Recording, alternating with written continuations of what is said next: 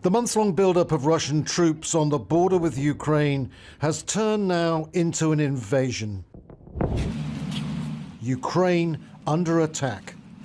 Military bases, airports and aircraft have been targeted and bombed.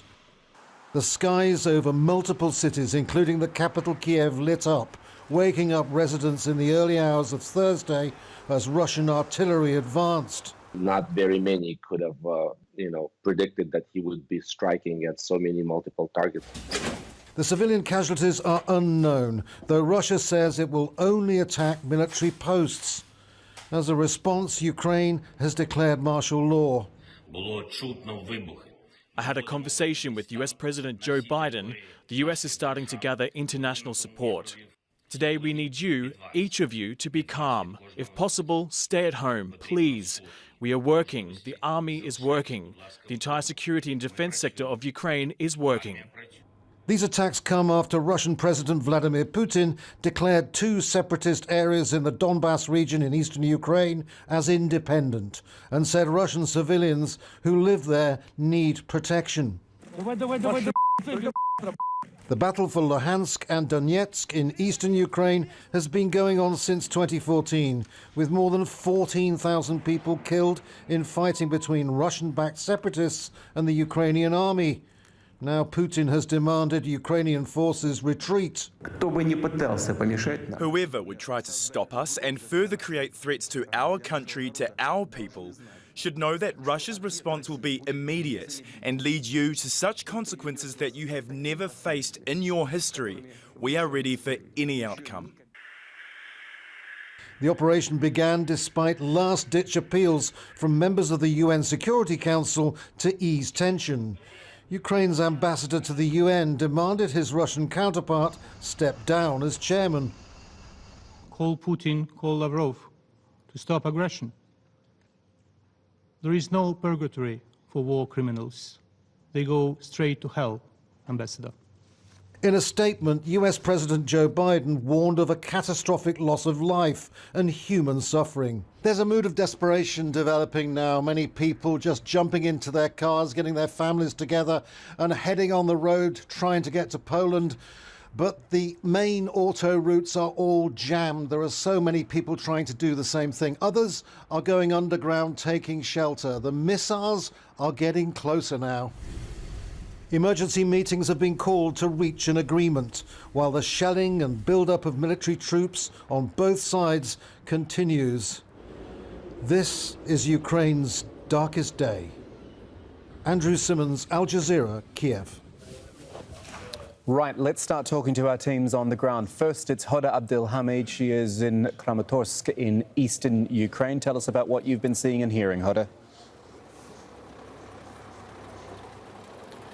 Well, certainly there is a bit of panic among people. Actually, while I was standing here waiting to talk to you, one woman came up to me asking me why I was wearing this gear and that we were actually frightening people even more by our presence in the city. Another one came up to me, showed me her credit card and said there is no more money in the cash machine. There are no dollars, there are no hryvnias, which is the local currency. And she did look, if you looked at her eyes, she did look quite panicked. But the city is calm. Since these morning explosions, the pre-dawn explosions, we haven't heard anything since. However, I'm just going to get out of the shot. You can see all the shops are completely shut down. Businesses, restaurants, everything is shut down.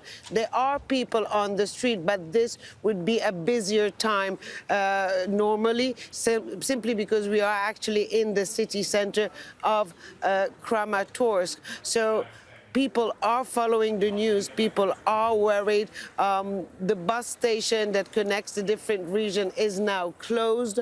The train is also working sporadically. So people's only choice is to try to get into their car and go somewhere, even though, as I said again, danger is still not here. But they are following what's happening at the front line. It's about 90 kilometers away from here. And in certain points, and not many, but we believe the pro-Russian separatists have managed to break through that front line and advance. Certainly we know that in one point along that front line, and we are hearing other reports of that, but we cannot confirm them at the moment because the situation is fluid. There are a lot of rumors and counter rumors, but certainly people are beginning to realize what's happening. It's sinking in, and panic is beginning to set, really. Hoda, stay there for a sec if you can. The team's just telling me about some new pictures we've just gotten in. Can we roll those pictures, guys? Russian tanks apparently coming into Luhansk.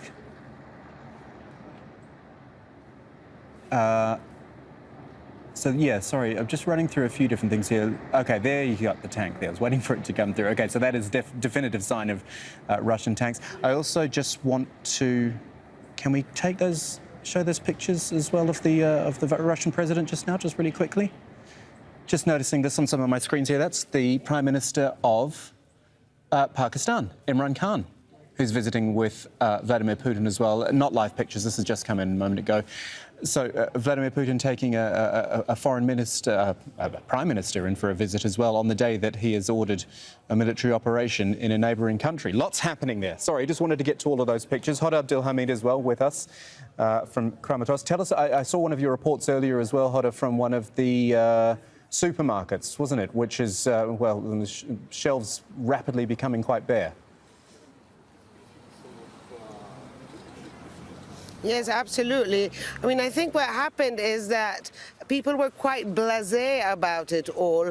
You know, over the past few weeks, we've been going around this eastern side, and many had brushed away the idea of an invasion. Even as far as Kiev, people had brushed out the idea of an invasion. And then sort of the rhetoric ramped up and the threats ramped up, but they still stayed quite blasé, especially in this part of the country. Now, you have to understand that these cities are quite divided, are quite mixed. You do have, Russia does have a lot of support in many of these cities. Some of them, it's a 50-50, other ones could be overwhelmingly pro-Russian. And that's what makes it so difficult for the Ukrainian soldiers at the front line. So people did not make their preparations. People did not really believe that all that would happen, and people sort of, those who do support Russia do feel safe that if they indeed come here, well, then nothing would happen to them.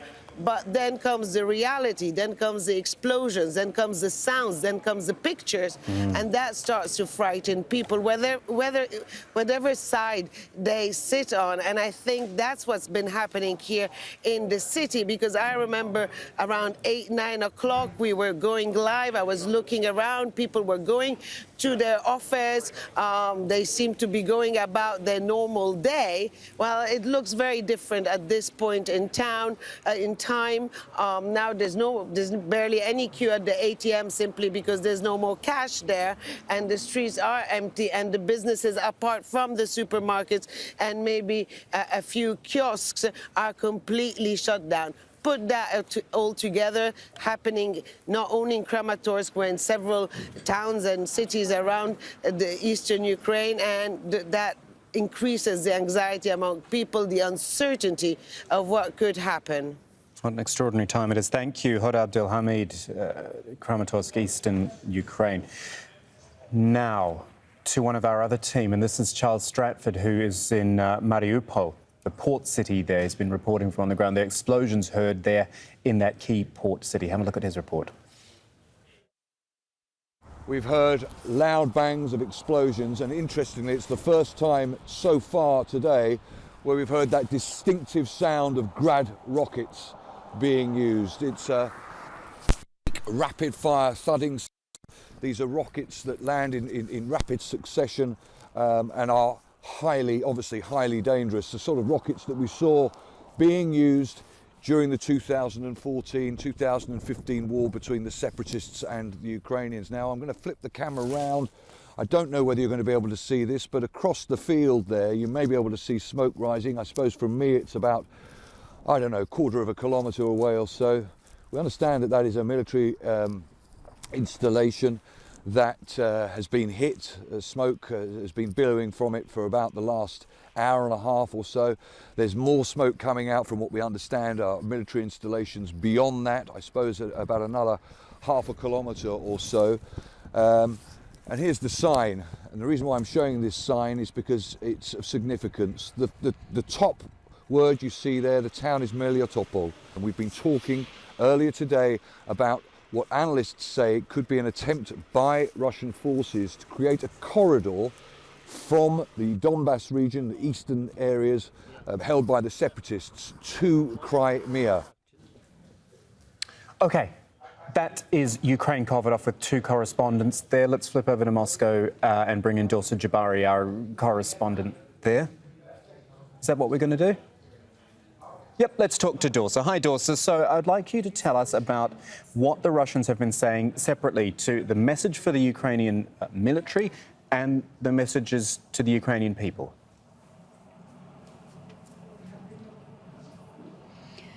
Well, Kamal, we've just been hearing from the Kremlin spokesperson, Dmitry Peskov, who a few minutes ago said that the goal is to neutralize the military potential of Kiev.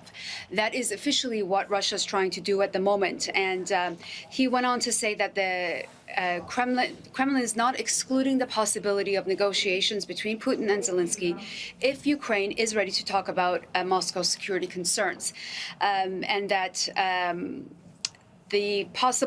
about the accusations that Russia is looking for a possible regime change in Ukraine, and he said that this is a question of choice of the Ukrainian people.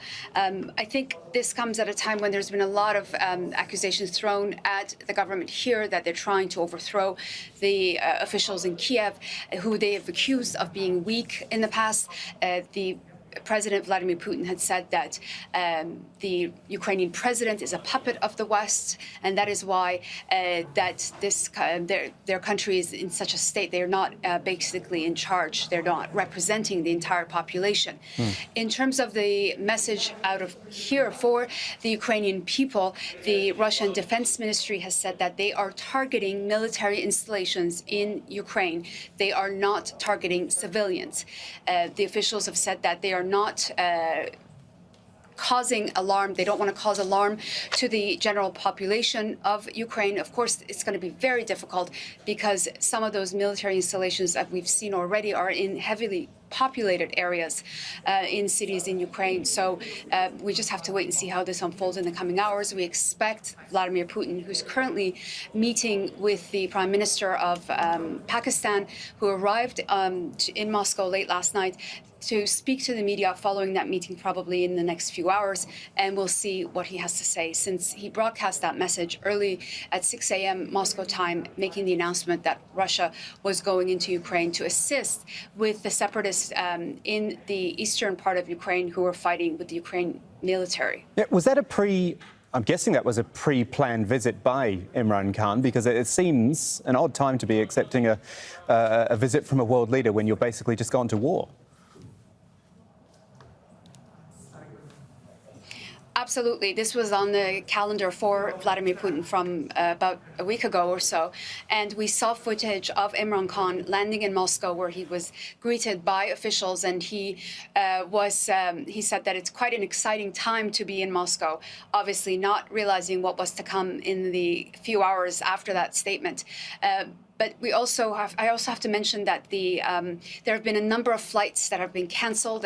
Certain areas of Russia's airspace have been closed off to civilian flights as a result of the ongoing operations they're carrying out in Ukraine.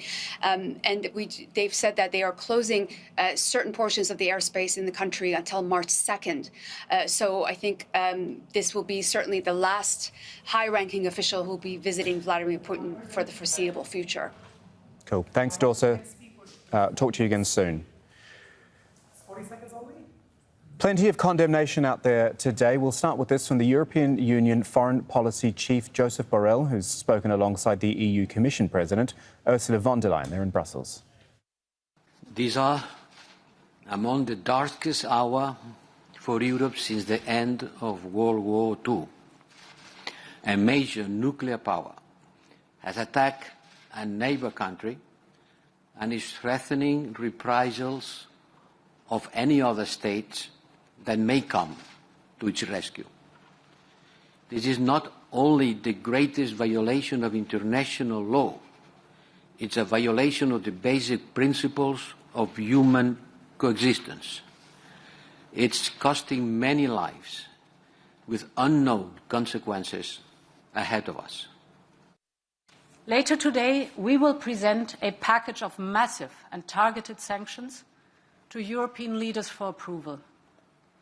With this package, we will target strategic sectors of the Russian economy by blocking their access to technologies and markets that are key for Russia.